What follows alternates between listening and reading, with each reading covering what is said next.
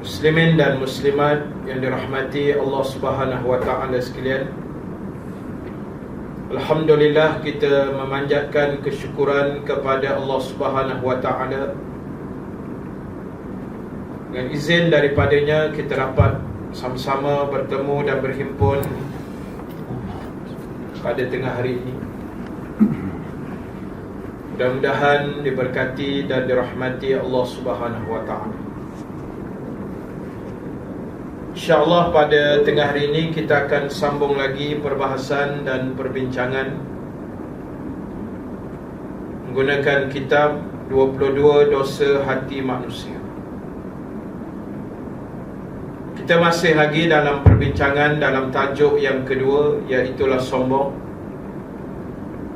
Kita sambung bacaan kita pada tengah hari ini pada muka surat yang ke-11. Pada tajuk kecil di bawah, kesan buruk daripada sombong. Disebut dan dinyatakan dalam kitab ini ada beberapa perkara yang memberi kesan seandainya seseorang manusia itu melakukan kesombongan, maka di sana ada beberapa kesan buruk yang terpaksa dihadapi dan wujud di dalam diri orang-orang yang melakukan kesombongan. Yang pertama, dibenci dan dimurkai oleh Allah Subhanahu wa taala. Firman Allah Subhanahu wa taala surah An-Nahl ayat 23. A'udzu billahi minasyaitonir rajim. La jarama anna Allah ya'lamu ma yusirruna wa ma yu'linun. Innahu la yuhibbul mustakbirin. Yang bermaksud, tidak diragukan lagi bahawasanya sesungguhnya Allah Ta'ala itu Tuhan yang maha mengetahui apa yang mereka rahsiakan dan apa yang mereka tunjukkan secara lahirnya. Yakni dengan maksud Allah mengetahui setiap pergerakan dan perbuatan manusia, sama ada yang zahir maupun yang batinnya, luaran atau dalaman. Sesungguhnya Allah tidak mengasihi orang-orang yang sombong. Tuan-tuan dan puan-puan yang dirahmati Allah sekalian, inilah kesan pertama ataupun akibat buruk yang menimpa orang yang sombong. Dia akan dibenci dan dimurkai oleh Allah Ta'ala. Sedangkan dalam hidup kita pada hari ini dan hari-hari yang mendatang, kita amat-amat mengharapkan kebaikan, rahmat, simpati, belas kasihan dan keikhlasan dan kasih sayang Allah. Itulah yang kita harap dalam hidup. Apalagi yang kita nak dalam suasana hidup kita yang terlalu ringkas, yang terlalu pendek. Kita lahir dalam keadaan kita diazankan, dan kita mati dalam keadaan kita disembahyangkan. Itulah yang diberikan gambaran oleh para ulama. Itulah singkatnya hidup manusia.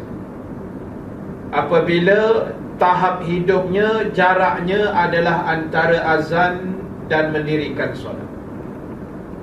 Kita azan maghrib pukul 7, 1 minit malam. 7:15 atau 7:10 Bilal pun kamat, kita pun solat maghrib. Antara azan dan iqamah tadi ada lebih kurang 10-15 minit. Itulah tempoh kita hidup, antara azan dan iqamah. Masa kita lahir azan, masa kita mati besok disembahyangkan. Jadi dalam usia yang begitu ringkas ini, dalam masa yang kita duduk hari ini berjalan dengan begitu pantas. Kita duduk dah bulan Disember 2012, di penghujung tahun 2012. Masa berjalan begitu pantas. Kalau tuan-tuan tengok dalam jadual whiteboard yang ditulis di belakang saya, nama saya ada 2 kat sini. Untuk tahun depan dah masuk saya siap. Hidup belum tahu lagi. Jadi mudah-mudahan hiduplah. Jadi lajunya masa itu berjalan. Tahu-tahu dah Januari 2013. Kan, sekejap saja. Jadi dalam tempoh hidup yang singkat ini, saya mengingatkan balik pesanan Imam Hasan Al-Basri, mati boleh datang tiba-tiba, dan dia kata sakit tu boleh datang tiba-tiba, dan sebelum tiba-tiba tu datang, dia kata buatlah amal yang soleh. Sebelum datangnya yang namanya tiba-tiba itu. Jadi kerana itu, janganlah kita menyombongkan diri, janganlah kita engkar, kita menentang, kita melawan, kita mendurhakai.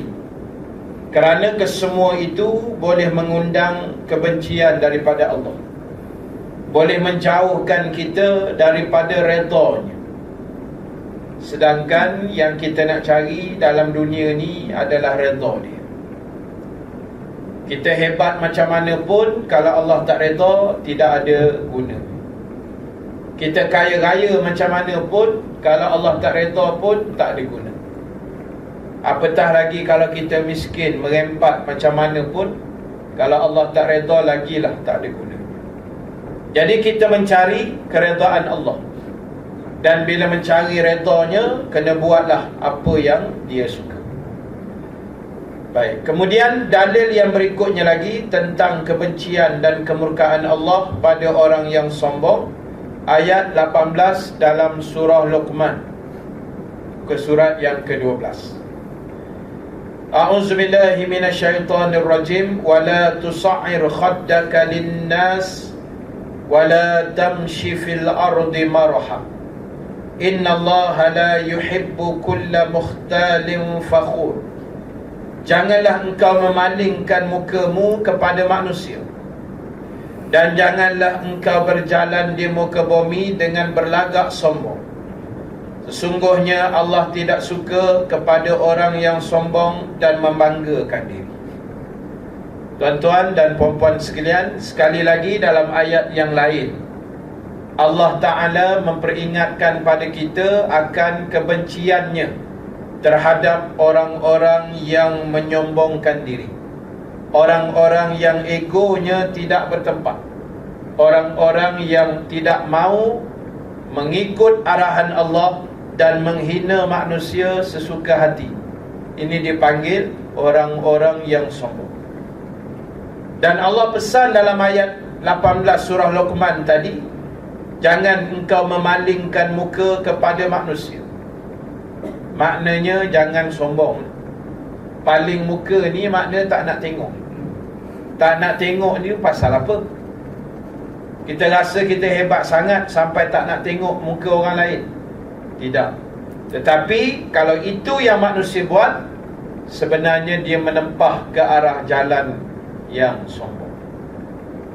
Jadi tuan-tuan, sahabat sekalian, Allah pesan juga jangan berjalan di atas muka bumi dengan lagak yang sombong. Maknanya biar kita berpijak di atas bumi yang nyata. Biar kita berpijak di atas muka bumi ini dengan kefahaman Islam yang Allah telah berikan di atas diri kita masing-masing. Usahakan untuk melakukan kebaikan dengan sebaik-baik mungkin, dengan sebanyak-banyak mungkin. Kerana kebaikan-kebaikan itu manfaatnya akan balik semula kepada kita. Tak ada faedah kita nak belagak sombong dengan Allah, sebab kita tidak ada sebarang kekuatan untuk menentang Allah. Sebab kita ni hamba yang terlalu lemah, terlalu kerdil. Jadi usahakan diri kita melakukan perkara-perkara yang baik. Dan dalam hidup kita atas muka bumi ini, kita kena memilih watak-watak untuk menjadi manusia yang sempurna, manusia yang beragama, manusia yang berakhlak baik. Sebab kata Allah, Dia tidak suka. Itu bahasa lembut. Bahasa kasar dia, Allah benci, Allah menyampah, Allah meluat kepada pelaku-pelaku yang menyombong dan membanggakan dirinya. Dan satu lagi hadis Nabi SAW, man ta'azzama fi nafsihi wakhtala fi mishyatihi laqiyallaha wa huwa alaihi ghadban. Barang siapa yang membesarkan diri dan sombong pada jalannya, nescaya dia menemui Allah dan Allah murka kepadanya. Jadi tuan-tuan, sahabat sekalian, ini hadis yang menguatkan ayat yang kita baca tadi. Dalam apa situasi, dalam apa keadaan sekalipun, elakkan diri kita melakukan perkara yang sombong. Yang pernah kita bahas, Nabi kata sombong tu ada dua. Yang pertama, batarul haq, orang yang menolak kebenaran, itu dipanggil orang yang sombong, yang tak boleh terima, yang tolak kebenaran, itu orang sombong. Yang kedua, wa ghamtun nas, orang yang suka menghina manusia yang lain, itu juga dipanggil sombong. Jadi dua perkara kriteria sombong ini perlu dielakkan. Dan sebagai Muslim, tugas kita hari ini dah jadi hamba Allah yang bersyukur, dah jadi hamba Allah yang Muslim, untuk kita menaik taraf yang sering saya sebut di mana-mana dalam kuliah saya kebelakangan ini. Untuk kita menjadi Muslim sahaja tidak mencukupi, tetapi kena menjadi Muslim yang hebat, Muslim yang lebih berkualiti, Muslim yang mendapat perhatian daripada Allah, Muslim yang cemerlang. Dan bila nak jadi yang cemerlang ni, dia mesti ada kriteria yang tertentu. Dia mesti ada sesuatu ekstra, suatu bonus tambahan yang lain daripada yang lain. Bila lain daripada lain, barulah dia nampak hebat. Mesti ada dia punya kriteria. Baru ni keluar dalam satu laporan, Malaysia, ataupun lebih tepatnya Bandaraya Kuala Lumpur, adalah bandaraya yang keempat menjadi syurga shopping di dunia. Tangga yang keempat, selepas New York, London dan apa entah satu lagi, nombor 4 adalah Malaysia. Maknanya bila duduk dalam top 5 ataupun top 10, itu sudah dikira hebat.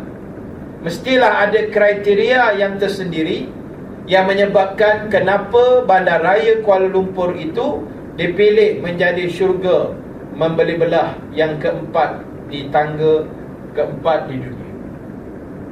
Sama juga macam bola sepak.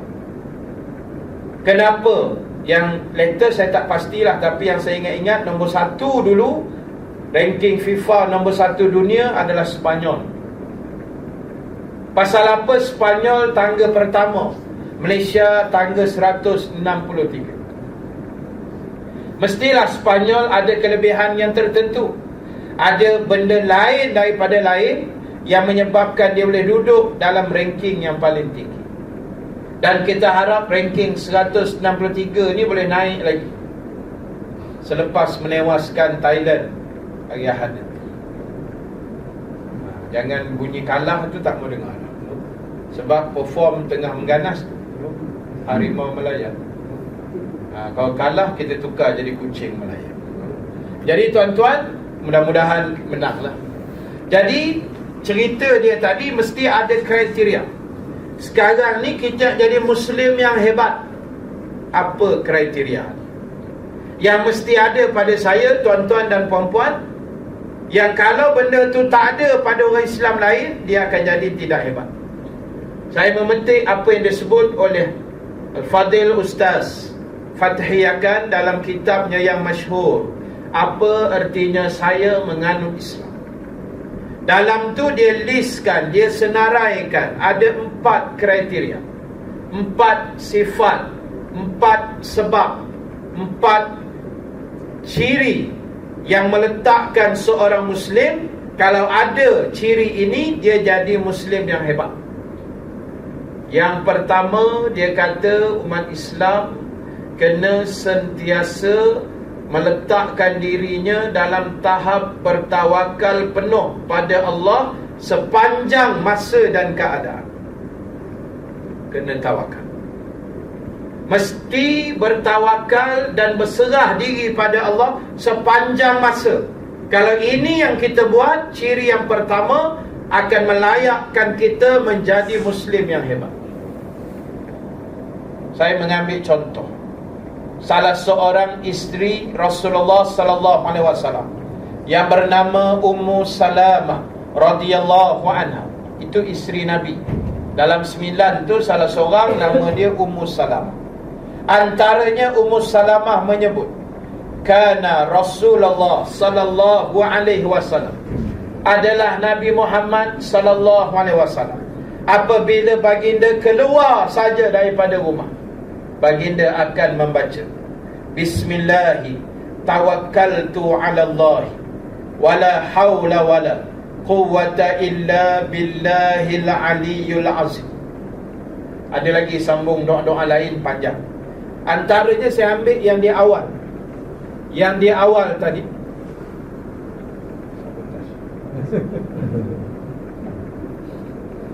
antaranya saya mengambil yang di awal sekali, yang disebut oleh Ummu Salamah radhiyallahu anha. Baik, apa kata Ummu Salamah?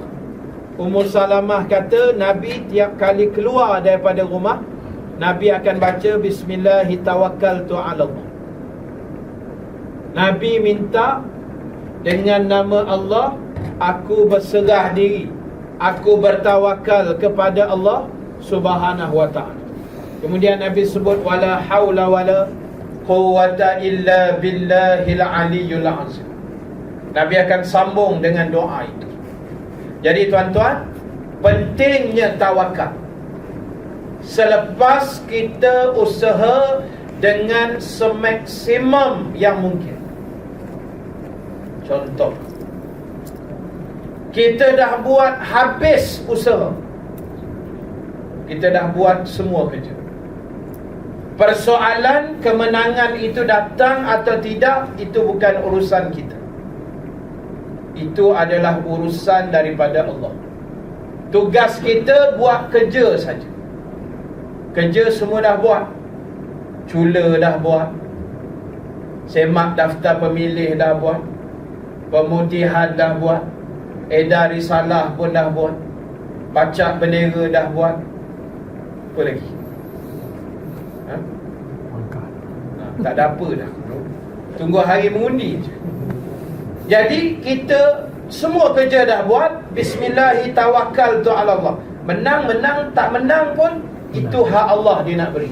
Tugas kita Bismillahi tawakkaltu ala Allah selepas usaha maksimum yang mungkin. Dia tak boleh kita mesti menang ustaz, tapi di rumah kerja tak buat, tak jadi. Mesti ada usaha. Apa nak jadi selepas itu kita serah pada Allah. Rasulullah sallallahu alaihi wasallam berhijrah ke Madinah dalam keadaan yang begitu dahsyat dan mengerikan, sehingga dikepung oleh musuh, sehingga hampir saja terbunuh di dalam Gua Thur. Tetapi Nabi yakin Islam itu dimenangkan oleh Allah. Apabila dikejar oleh Suraqah bin Malik, Nabi bersumpah, berjanji di hadapan Suraqah bin Malik, wahai Suraqah, jangankan kerana 100 ekor unta ni, tetapi lebih daripada itu aku boleh bagi. Gelang emas milik Maharaja Kisra di Parsi sana akan kuberikan pada kamu apabila sampai saat dan ketika. Apa makna ucapan Nabi? Dalam keadaan tersepit, Suraqah yang mengejar di belakangnya, dan dalam keadaan jalan nak ke Madinah di hadapan Nabi, belum tahu selamat ke boleh sampai ke tidak. Dalam tersepit macam itu, Nabi tetap meletakkan keyakinan Islam akan menumbangkan Rom dan Pars. Tidak berlaku di zaman Nabi, tidak juga berlaku di zaman Sayyidina Abu Bakar, tapi berlakunya di zaman Sayyidina Umar. Jadi tuan-tuan, ini yang Nabi ajar kita, iaitu buat kerja Islam, yakin Islam akan dimenangkan. Apa saja kerjanya, bismillahi tawakkaltu ala Allah, jalan kerja. Jadi tuan-tuan, apa jadi itu bukan bidang kuasa kita dah. Kita buat takat mana yang termampu saja. Contoh, Gombak tengah terkenal sehari dua. Bukan sehari dua, sejak malam tadi. Dalam berita TV3 pukul 7.30 pun keluar, pukul 9 pagi tadi saya tengok pun keluar. Jadi tuan-tuan, saya ada di tempat kejadian pada malam tadi. Kita dah buat semua yang sewajarnya. Mesyuarat, tak tahu apa kali mesyuarat, persiapan pemuda, persiapan keselamatan, persiapan parking, kawalan, semualah. Dengan walkie-talkie, dengan semua kita dah atur susu. Tetapi apabila berlaku di luar bidang, bila ada manusia-manusia yang dia tak boleh nak menerima realiti, yang dia semakin tenat dan nazar. Jadi akhirnya tuan-tuan, jalan raya tu memang kecil. Main road tu boleh selisih satu kereta. Memang 2 lane lah, satu pergi satu balik. Tu jalan lama Gombak nak pergi Pahang di Batu 8.5. Jadi kita buat ceramah macam biasa, dia pun buat ceramah seberang sana. Tapi bukan ceramah pun, dia syarah sorang-sorang, macam orang gila, cakap sorang-sorang. Jadi akhirnya bila timbul provokasi, dilontar batu. Batu kan kecil tuan, batu bata yang tak dibelah. Tuan bayang macam mana batu bata? Batu bata seketul, bukan belah 3 tu. Saya tengok dah macam kat Gaza kan, dia terbang sana kemari tu. Saya nyari nak kena periuk pun terbang. Jadi yang sampai batu bata, yang sampai juga buah kelapa pun jadi, yang sampai juga batu-batu yang kecil, yang sampai periuk, yang sampai besen pun ada. Kemudian sepihan pasu bunga je tak sampai. Dan paling kritikal, pisau yang ditoreh pada satu jamaah ataupun orang yang datang tu lah, sampai luka juga di bahagian bahu. Jadi tuan-tuan, masa dah kecoh tu baru polis datang.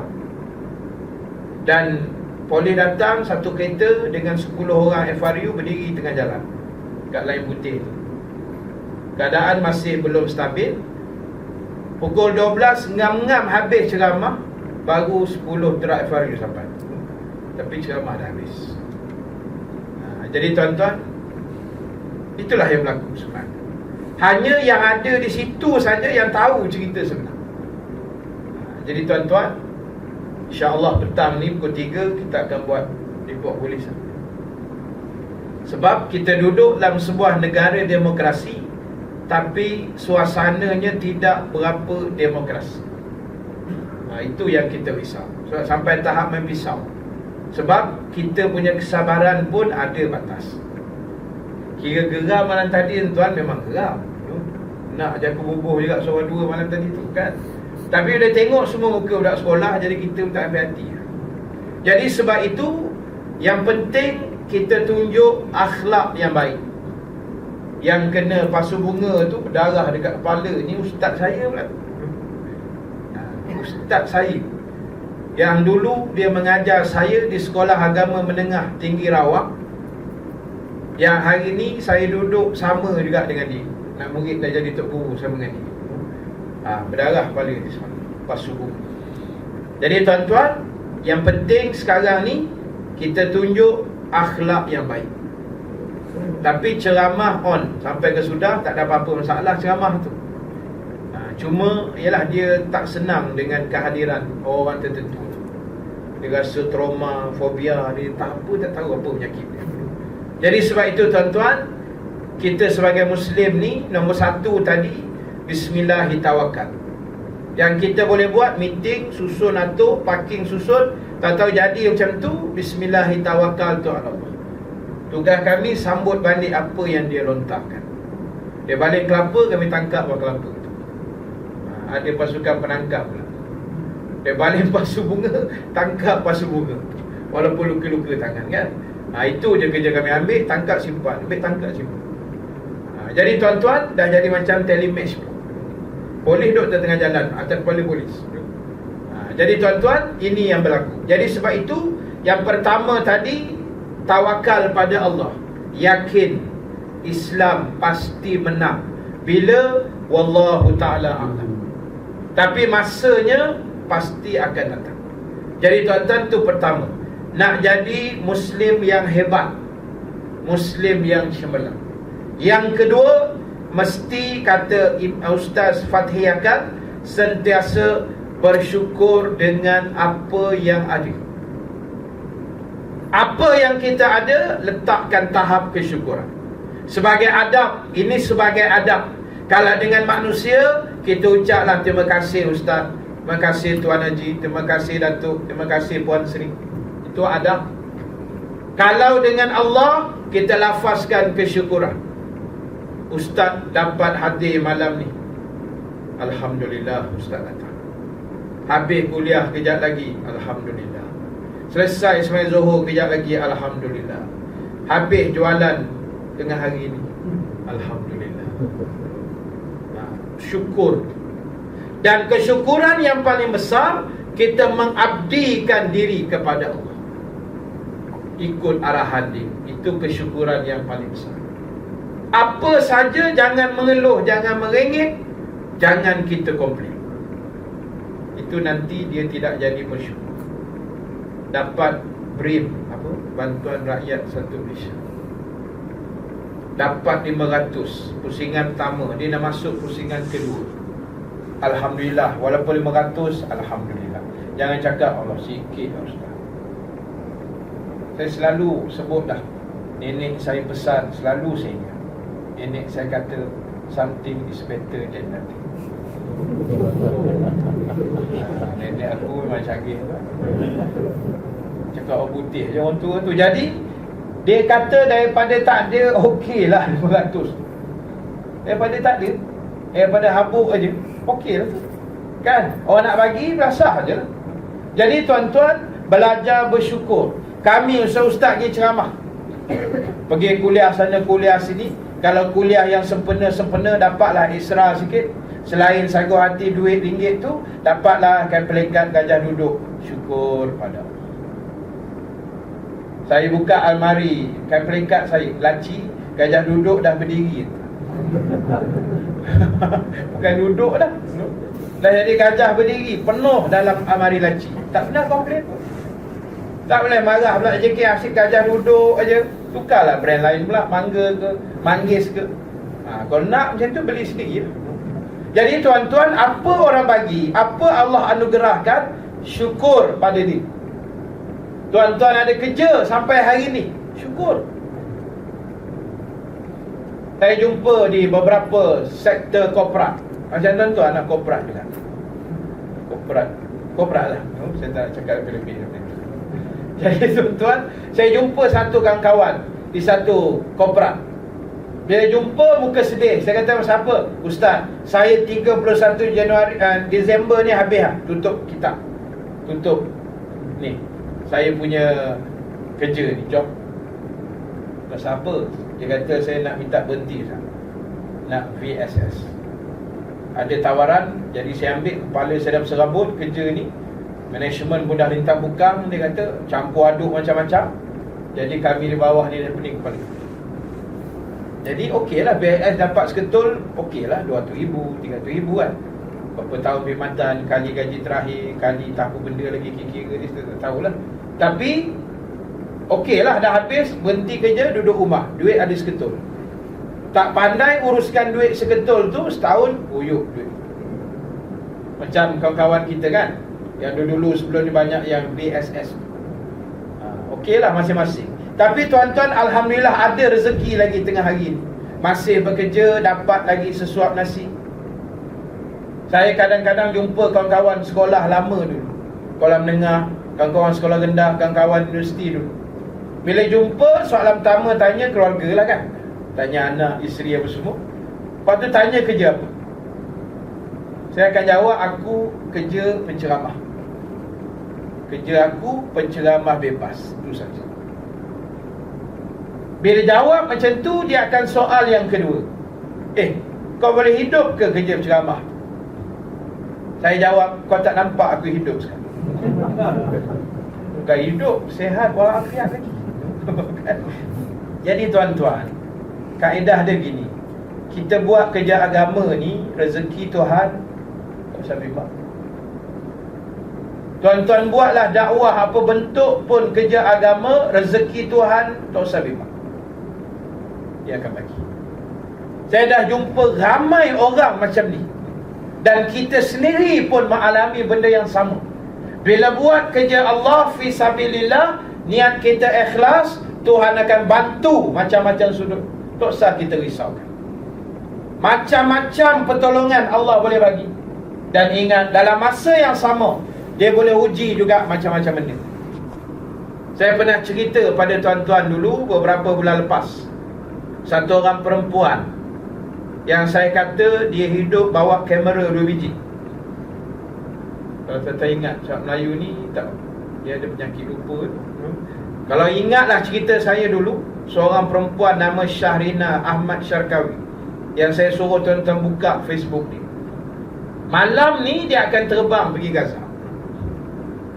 Dia hanya keluar statement dalam Facebook saja. Dia kata, saya bercita-cita nak join konvoi ke Gaza.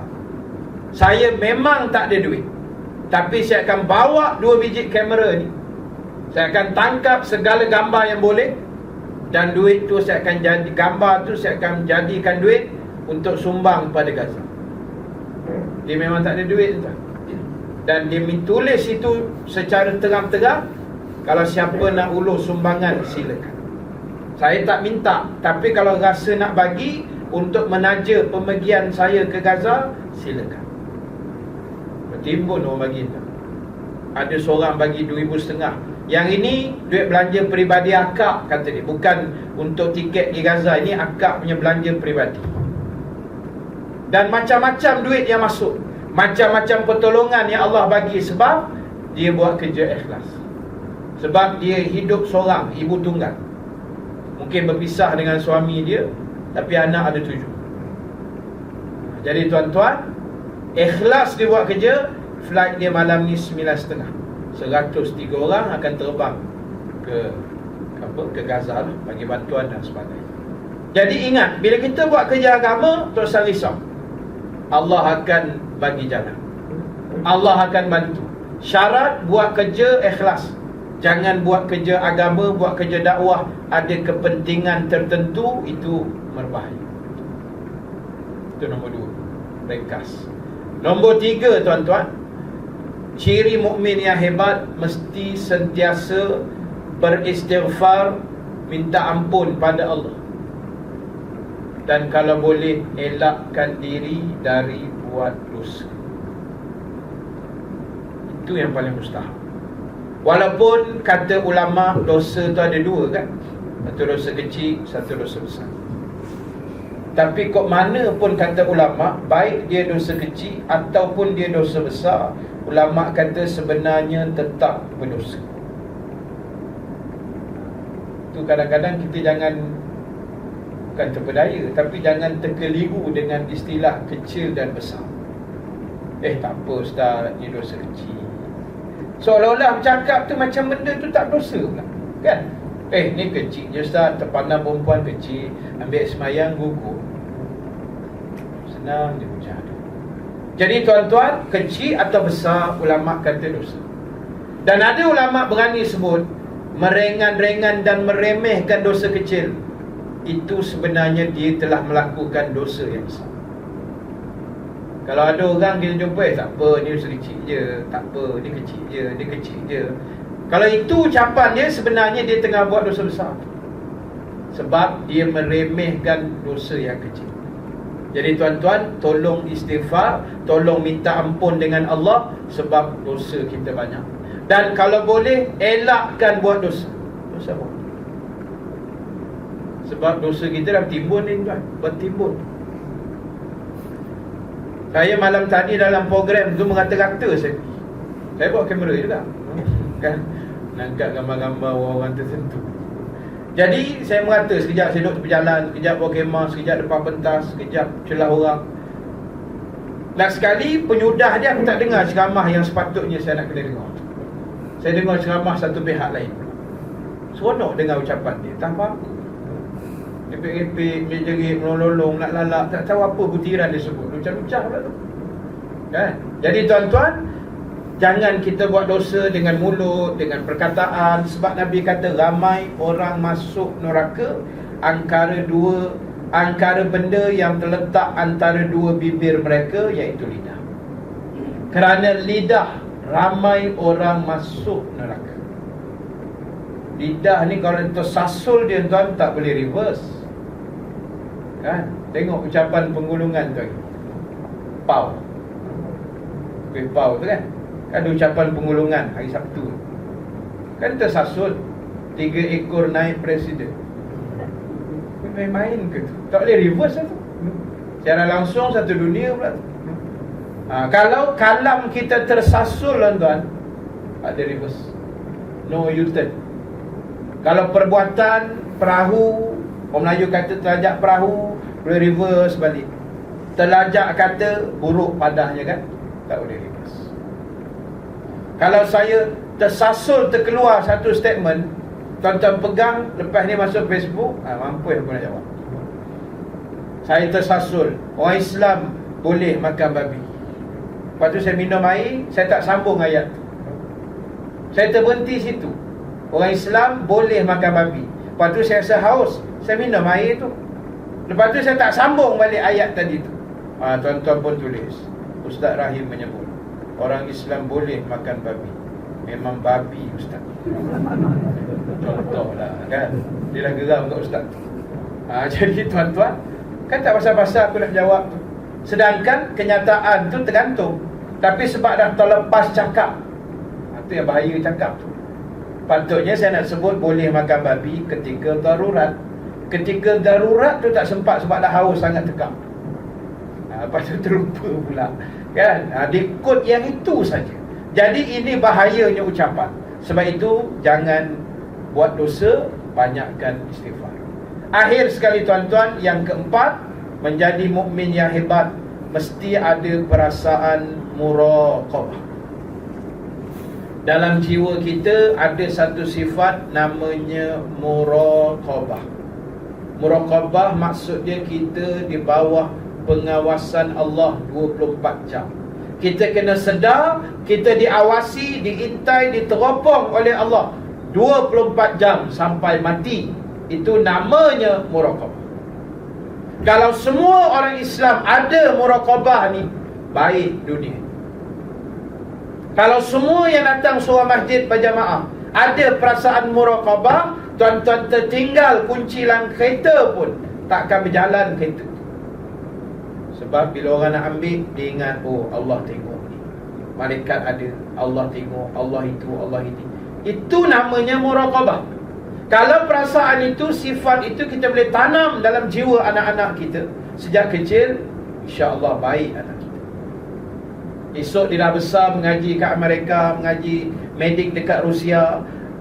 Tak ada mak bapak dia dekat Rusia tu, dia nak buat jahat bila-bila je. Tak ada ustaz duduk dekat Rusia sebelah dia, dia nak masuk disko, kelab malam, nak apa ke dia boleh buat. Tapi sebab muraqabah tu ada dalam jiwa dia, oh kat Rusia pun Tuhan tengok ni. Tak ada buat jahat. Penting muraqabah tu. Muraqabah ni kalau nak faham lagi, dia macam ni lah. Dalam pemerhatian tu dia macam kamera AES. Dia muraqabah para pemandu jalan raya. Itu maksud dia. Alhamdulillah di Selangor kita dah tanggalkan semalam atas arahan kerajaan negeri kan. So tanggal dulu, gatal sangat pasang tak ikut dia punya spek tu kan. Memang pasang ikut suka je, kan kena tanggal balik. Satu kerja pula. Jadi tuan-tuan, saya bagi contoh. 2 minggu lepas saya kuliah jemputan ceramah Mal Hijrah dekat Air Kuning Perak. Jadi sejak pemasangan tu, itu first time saya masuk highway utara.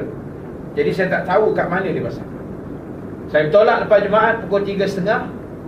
Saya memandu agak taklah laju sangat, tak perlahan sangat, tapi 3 jam saya sampai. Dan sepanjang pemerhatian tu, satu saja kamera AES yang dipasang, iaitu di Slim River Perak, kilometer 375. Orang Perak take note lah, senang apa-apa hal. Tapi yang itu dia pasang ikut spek. Yang di Putrajaya Presiden 9 itu tak ikut spek, celah buku. Tapi yang di Slim River, daripada 1 kilo lebih 2 kilo, dia dah pasang papan bot besar warna merah, tulis awas, kamera di hadapan. Jadi siapa yang nampak je bot tu, dia akan automatic warok. Slow macam masa aku sekarang. Lepas tu urus jalan terus 3 jam sampai Taipei. Habis ceramah, makan durian, bawa balik durian pula. Sementara nak balik, saya tanya orang Taipei. Saya kata, ni daripada Cangkat Jering nak sampai Gombak ni sekarang, highway kat mana ada? Dia kata, tak ada. Betul ni? Memang tak ada, Ustaz. Jangan takut lah. Tak ada langsung 2 jam sampai Gombak. Sebab tak ada. Bukan tak ada apa, bukan laju, sebab kereta tak ada malam-malam. Jadi cepat sampai. Jadi tuan-tuan, dia ibarat muraqabah macam tu lah. Kita rasa macam diperhati aja. Orang yang kalau diperhatikan kan menggelisah. Macam itulah kita ni, Allah memahati aja. Dah azan tak sembahyang, patutnya menggelisah. Ini tak apa jadi, tak tahu sampai ke sudah tak sembahyang. Tak kenalah macam tu.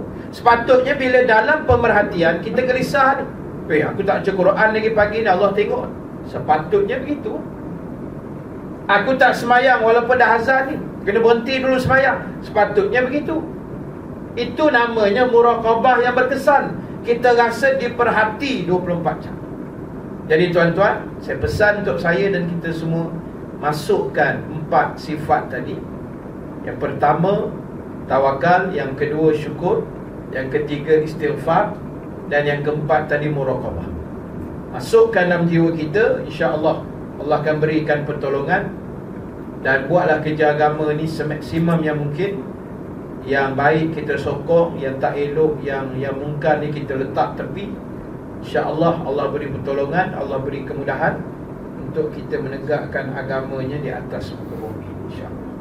Jadi tuan-tuan, insyaAllah saya berhenti setakat tu dulu. Dan kita akan sambung yang bawah sekali B itu pada 2 bulan, 2 Januari. 1 Januari cuti kan, tahun baru. 2 Januari 2013, insyaAllah. Jadi terima kasih pada muslimin muslimat. InsyaAllah panjang umur, kita jumpa tahun depan, Januari 2013. Dan sebelum saya tangguh, sedikit pengumuman tentang jualan yang saya bawa. Sama macam bulan lepas, itu ada madu terapi itu RM100. Kemudian yang koko-koko tu semua harga dia RM20. Yang kopi lelaki, kopi perempuan RM25. Apa lagi? Susu kambing dengan kolagen tu RM35. Baik, itu saja, terima kasih. Kita tangguhkan dulu dengan tasbih kafarah, suratul As dan bacaan. Subhanakallahumma wa bihamdika nastaghfiruka wa natubu ilaik. Bismillahirrahmanirrahim. Illa allazina amanu wa amilus solihat wa tawassaw bil haqq wa tawassaw bis sabr. A'udzu billahi minasyaitonir rajim. Bismillahirrahmanirrahim. Alhamdulillahi rabbil alamin, wassalatu wassalamu ala asyrafil anbiya'i wal mursalin sayyidina Muhammad wa ala alihi wa sahbihi ajma'in. Allahumma ja'al jam'ana hadza jam'an marhuma wa tafarruqana min ba'dihi tafarruqan ma'suma wa la taj'al Allahumma fina shaqiyyan wa la mahmuda. Wassallallahu ala sayyidina Muhammad walhamdulillahi rabbil alamin. Assalamualaikum warahmatullahi wabarakatuh.